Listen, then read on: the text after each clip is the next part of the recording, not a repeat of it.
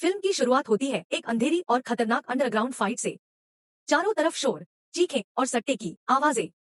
Ring के अंदर दो फाइटर्स एक दूसरे की जान लेने पर उतारू थे। वहां मौजूद हर इंसान सिर्फ खून और हिंसा देखने आया था।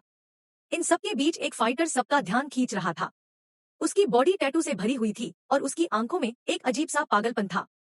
पहले तो वो अपने सामने वाले से मजाक मजाक में लड़ता है, जैसे उसे कोई फर्क ही नहीं पड़ता। लेकिन जैसे ही उसका गुस्सा फूटता है, वो सामने वाले को सिर्फ 3-4 घूंसे में अधमरा कर देता है। तभी अचानक भीड़ के बीच से एक काली हुडी पहने हुए आदमी की एंट्री होती है। वो बिना कुछ बोले उस खूंखार फाइटर को चैलेंज करता है और तभी सब सन्न रह जाते हैं, क्योंकि वो आदमी कोई और नहीं बल्कि उस शहर का सबसे खतरनाक नाम था, मॉस्को। मॉस्को को देखते ही वो टैटू वाला फाइटर पीछे हट जाता है। डर के मारे उसकी आवाज कांपने लगती है। वो कहता है, पागल हो क्या? मैं मॉस्को से नहीं लड़ूंगा, मुझे अपनी जान प्यारी है।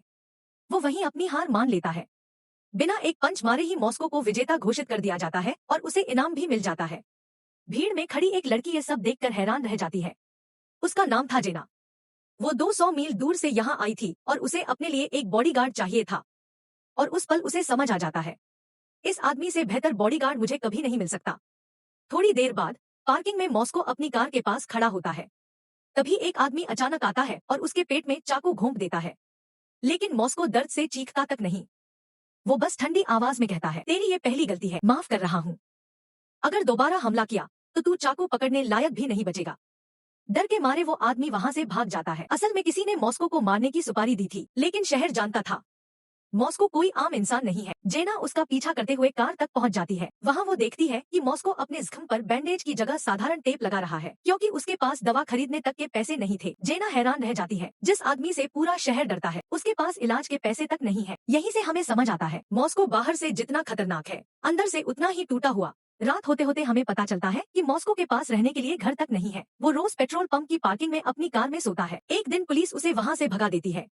थकाहारा टूटा हुआ मॉस्को अपनी कार रेलवे ट्रैक पर खड़ी कर देता है। वो अब जीना नहीं चाहता था। ट्रेन पास आती है। वो कार स्टार्ट करने की कोशिश करता है, लेकिन किस्मत फिर मजाक कर जाती है। कार स्टार्ट नहीं होती। ट्रेन टक्कर मार देती है, लेकिन मौत फिर भी उसे छूकर निकल जाती है।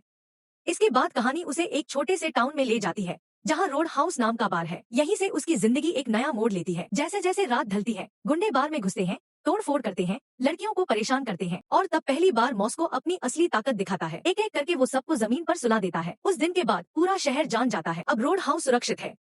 धीरे धीरे मॉस्को का रिश्ता लोगों से जुड़ने लगता है। डॉक्टर ग्वेन, छोटी बच्ची एबी और उसका बूढ़ा पिता। एबी की मासूमियत मॉस्को के अंदर दबे हुए इंसान को जगा देती है, लेकिन हर अच्छी चीज के पीछे एक साया होता है और यहाँ वो साया था डेरिल, एक अमीर घमंडी बिजनेसमैन जो रोड हाउस को तोड़कर होटल बनाना चाहता था। मॉस्को उसकी राह में दीवार बन चुका था। डेरिल अपने सबसे खतरनाक फाइटर जॉनसन को बुलाता है, एक ऐसा आदमी जिसे दर्द, मौत या इंसानियत किसी की परवाह नहीं। जब जॉनसन रोड हाउस में घुसता है तो तबाही मच जाती है। मॉस्को उससे लड़ सकता था, लेकिन वो जानता था अगर उसने अपनी हद पार की तो बहुत लोग मरेंगे, इसलिए वो चला जाता है।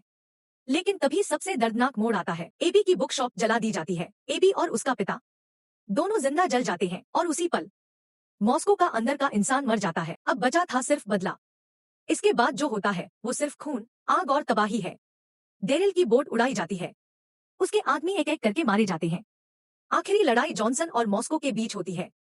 दो टूटे हुए राक्षस, दोनों मौत से लड़ते हुए।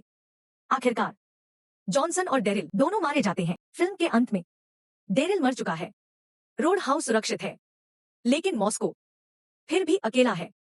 जेना उसे जाने देती है, कहती है, तुम्हारी सैलरी हर महीने आती रहेगी।